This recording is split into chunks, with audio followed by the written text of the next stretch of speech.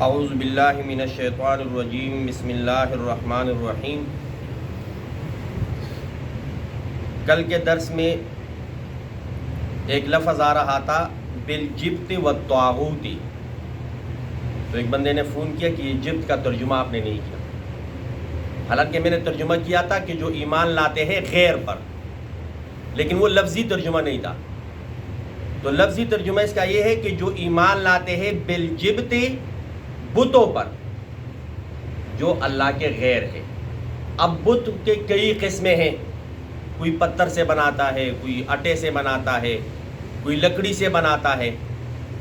تو جو بھی معبود بنا لے اللہ کے علاوہ، وہ کسی بھی شکل میں ہو، اس کو کیا کہا جاتا ہے؟ الجبت۔ والطاغوت اس کا معنی ہے طاغوتی، طاغوت یعنی شیطان، اور یا اس کا بالکل الٹ، جبت کا معنی ہے شیطان اور طاغوت کا معنی ہے بت۔ تو دونوں مراد لے سکتے ہیں، لیکن سب سے جو زیادہ جمہور مفسرین ہیں وہ یہ فرماتے ہیں کہ بالجبت، بتوں پر، والطاغوت اور شیطان پر۔ یہ سمجھ آ گیا؟ اچھا، اور کل میں ایک بات اور تھی کہ یہ جو انبیاء زیادہ تر آئے یہ اسحاق علیہ السلام کے اولاد میں، تو ان لوگوں نے یہ کہا کہ اسماعیل علیہ السلام کے اولاد میں یہ نبی علیہ السلام کو نبوت کیوں دی گئی؟ یہ تو اسحاق علیہ السلام کی اولاد میں ہونا چاہیے تھا۔ تو اس کا جواب ایک تو یہ دے دیا کہ کیا یہ لوگ اللہ کے ساتھ بادشاہت میں شریک ہے کہ ان کی جو مرضی ہو وہی فیصلے ہوں گے، اور اگر اس طرح ہو، شریک ہو یا کوئی ان کے لیے بادشاہت ہو، تو پھر یہ کسی کو کچھ بھی نہیں دے سکیں گے، نبوت تو دور کی بات ہے۔ آج ایک اور جواب، کیا یہ لوگ حسد رکھتے ہیں ان سے؟ کیا یہ لوگ کیا کرتے ہیں؟ حسد رکھتے ہیں۔ حالانکہ ہم نے ابراہیم علیہ السلام کے اولاد میں یہ اس طرف کیوں نہیں دیکھتے کہ اسحاق علیہ السلام اور اسماعیل علیہ السلام دونوں کس کے اولاد ہیں؟ ابراہیم علیہ السلام۔ تو ہم ابراہیم علیہ السلام کی اولاد میں دونوں، جس کو مرضی نبوت دے۔ تو یہ لوگ حسد کرتے ہیں، حالانکہ ہم نے حکومت بھی دی، جس طرح داؤد علیہ السلام وہ حکمران بنے، اور ہم نے نبوت بھی چلائی اسحاق علیہ السلام کے اولاد میں آگے۔ تو یہ سارا پھر جاتا ہے ابراہیم علیہ السلام کی طرف۔ تو کیا یہ لوگ حسد رکھتے ہیں؟ ام یحسدون الناس علی ما آتاہم اللہ من فضلہ، کیا یہ لوگ حسد رکھتے ہیں لوگوں سے علی ما، اس چیز کی بنیاد پر، آتاہم اللہ جو اللہ نے عطا کیا ہے، من فضلہ اپنے فضل سے، یعنی نبوت بھی اللہ کا فضل ہے۔ نبوت بھی اللہ کا کیا ہے؟ فضل ہے، جسے چاہے اس پہ کر دیتا ہے۔ تو یہ اسی وجہ سے حسد کرتے ہیں کہ یہ فضل ان پہ کیوں نہیں اور ان پہ کیوں ہوئی۔ اگر ایسا ہوتا تو پھر یہ کہتے کہ فرض کرے کہ یہ اسحاق علیہ السلام کے اولاد میں آخری نبی آتا، تو پھر یہ کہتے کہ اسماعیل علیہ السلام کے اولاد میں کوئی نبی کیوں نہیں آیا، تو پھر بھی ان کا منہ بند ہو تو ان کو باتیں کرنے دو۔ یا تو یہ حسد، بغض اور اندر کی گندگی وہ سامنے لا رہے ہیں، بہانے بنا رہے ہیں۔ وہ ہمارے اردو میں یا پنجابی میں کیا ہے کہ جب ناچنا نہیں آتا تو کیا کہتے ہیں؟ انگن ٹیڑھا۔ تو اس طرح ان لوگوں نے ایمان نہیں لانا، تو اس کے لیے پھر طرح طرح کے بہانے بناتے، ہیلے بناتے ہیں۔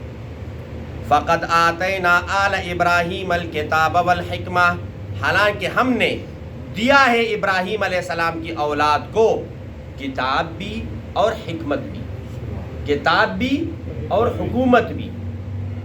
وَآتَيْنَاهُمْ مُلْكًا عَظِيمًا، اور ہم نے ان کو دی بہت بڑی سلطنت، داؤد علیہ السلام، سلیمان علیہ السلام، بہت بڑی سلطنت۔ فَمِنْهُمْ مَنْ آمَنَ بِهِ، ان لوگوں میں بعض نے تو ایمان لائے ان انبیاء پر، وَمِنْهُمْ مَنْ صَدَّ عَنْهُ، اور بعض لوگوں نے منہ موڑا، بعض لوگوں نے آج کل بھی آپ دیکھ رہے ہوں گے، آپ کوئی بھی اچھی بات کرے دین کی، آپ کے مخاطب 100 بندے ہو، تو اس میں سے بعض لوگ وہ بات ان کو سمجھ آ جاتی ہے، اس پہ عمل کر دیتے ہیں، اور بعض لوگ ان میں کیڑے نکالنے شروع کر دیتے ہیں، اور پھر یہاں تک بحث مباحثے میں چلے جاتے ہیں کہ وہ جو مقصد ہوتا ہے عمل کرنا وہ ختم ہو جاتا ہے، وہ پھر اس کا انکار کر جاتے ہیں۔ تو یہ وارثین انبیاء کے ساتھ بھی یہ ہو رہا ہے، اور انبیاء کے ساتھ بذات خود بھی ایسا ہوا ہے کہ انبیاء جو ہے وہ جب وعظ کرتے تھے، اپنی قوم کو نصیحت کرتے تھے، وہی جو اللہ کی طرف سے ہوتی تھی وہ سناتے تھے، تو لوگوں کی اکثریت انکار کرتے تھے، اور بعض لوگ ان پر ایمان لاتے تھے، بعض لوگ ان پر ایمان لاتے تھے۔ نوح علیہ السلام کی تاریخ ہمارے سامنے ہے، 950 سال تبلیغ کی، بمشکل 81 بندے مسلمان ہوئے۔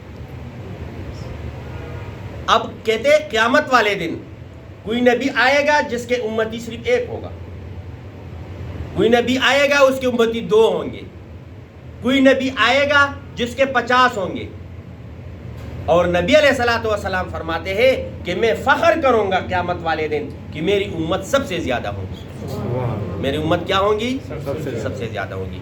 اللہ رب العزت ہمیں، جو اللہ رب العزت نے یہ آخری امت میں ہمیں پیدا فرمایا، ہمیں ہر وقت شکر ادا کرنے کی توفیق عطا فرمائے۔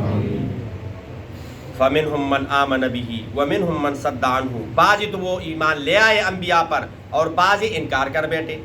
وَكَفَى بِجَهَنَّمَ سَعِيرًا، عام خطاب ہے کہ تمام انبیاء، خاص طور پر نبی علیہ السلام، پریشان نہ ہو، جو لوگ انکار کرتے ہیں ان کے لیے جلتے ہوئے آگ کافی ہے۔ وَكَفَى، کافی ہے، بِجَهَنَّمَ، جہنم، سعیرا، جلتا ہوا، وہ ان کے لیے کیا ہے؟ کافی۔ اب یہ آیت ذرا اچھی طریقے سے سن لو، ہم اکثر سنتے رہتے ہیں، یہ بال کڑے کر دینے والی۔ ان الذین کفروا بآیاتنا، جو لوگ ہماری آیتوں کا انکار کرتے ہیں، سوف نصلیہم نارا، ہم ان کو ضرور داخل کریں گے آگ میں، یعنی جہنم میں۔ ہم ان کو کیا داخل کریں گے؟ جہنم میں۔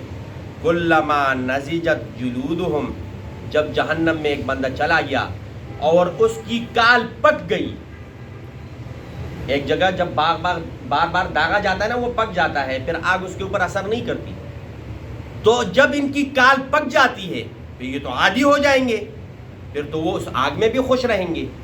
کلما نضجت جلودہم، جب ان کی کال پک جائے گی، بدلناہم جلودا غیرہا، اسی کال کی جگہ ہم دوسری کال تبدیل کر لیں گے، اسی کال کی جگہ ہم کیا کریں گے؟ کیوں ایسا کیوں کریں گے؟ لیذوقوا العذاب، تاکہ یہ عذاب چکھ لے، تاکہ یہ عذاب کیا کرے؟ اللہ ہماری حفاظت فرمائے۔ ان اللہ کان عزیزا حکیما، اچھا ایسا پہلی مرتبہ ہم سن رہے کہ یہ کال ختم اور دوسری کال آ جائے، یہ حیرانی کی بات نہیں ہے، اس لیے کہ اللہ غالب ہے۔ اللہ کیا ہے؟ غالب ہے۔ اور ایک اور بات، اللہ تو اس بات پہ بھی کیا ہے؟ قادر ہے کہ اس کی کال پکنے ہی نہ دے۔ یہ بھی تو اشکال آتا ہے نا کہ وہ پہلی والی کال کیوں پک گئی، وہ پکے نا۔ حکیمہ، حکمت والا ہے، حکیمہ حکمت والا ہے، وہ لوگوں سے تو پوچھ سکتا ہے کہ تو نے یہ کام کیوں کیا، کیوں نہیں کیا۔ لوگ نہیں پوچھ سکتے اللہ سے کہ آپ نے یہ کام کیوں نہیں کیا۔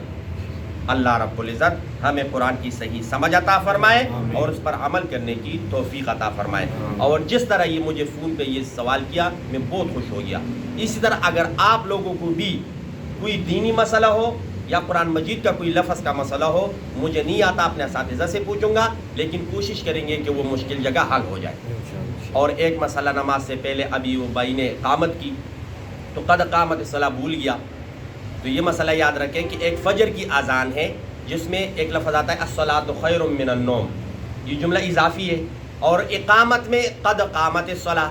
اب ایک بندہ کہہ رہے اشہد ان محمد رسول اللہ، پھر حی علی الفلاح کے بعد یہ کہنا چاہیے، اب وہ بھول گیا، اللہ اکبر کہہ دیا، اس کے بعد لا الہ الا اللہ کہہ دیا، کسی نے یاد کروایا یا اس کو خدا یاد آ گیا، تو وہ بعد اذان کے بعد بھی کہہ سکتے ہیں الصلاۃ خیر من النوم، اور وہ اقامت کے بعد بھی کہہ سکتا ہے قد قامت الصلاۃ۔ اور اگر فجر کی اذان میں ایسا نہیں ہوا، اقامت بھی یہ ایسا نہیں ہوا، تو پھر بھی اقامت ہو جائے گی، فجر کی اذان ہو جائے گی۔ کوئی یہ اس کے اوپر نہ کہے کہ تیری نماز اذان ہی نہیں ہوئی پھر نماز نہیں ہوگی، کیونکہ جان بوجھ کر کوئی بندہ ایسا نہیں کرتا، بھول جاتا ہے تو کوئی یاد کروائے، یا جو امام ہے وہ نماز پڑھا رہا ہے، پیچھے کسی نے قد قامت الصلاۃ، کسی کو تکبیر بھی نہیں آتی، ایسے بھی لوگ ہیں جس کو تکبیر نہیں آتی۔ پچھلے ابھی تو ماشاءاللہ یہاں پر کوئی اذان بھی دیتا ہے، اقامت بھی پڑھتا ہے۔ شروع میں جب ہم یہاں فجر کی نماز پڑھتے تھے تو پیچھے 3-4 بندے ہوتے تھے، کوئی اقامت والا بھی نہیں ہوتا تھا، تو پھر میں خود اقامت بھی کرتا تھا اور پھر نماز بھی پڑھاتا تھا۔ تو امام کو چاہیے کہ اگر پیچھے والے سے قد قامت الصلاۃ بھول جائے تو وہ خود کہے قد قامت الصلاۃ، قد قامت، نماز کھڑی ہو گئی، نماز کھڑی ہو گئی، اور اللہ اکبر کہہ دے، نماز شروع کر دے۔ ٹھیک ہے نا انشاءاللہ؟ الحمدللہ۔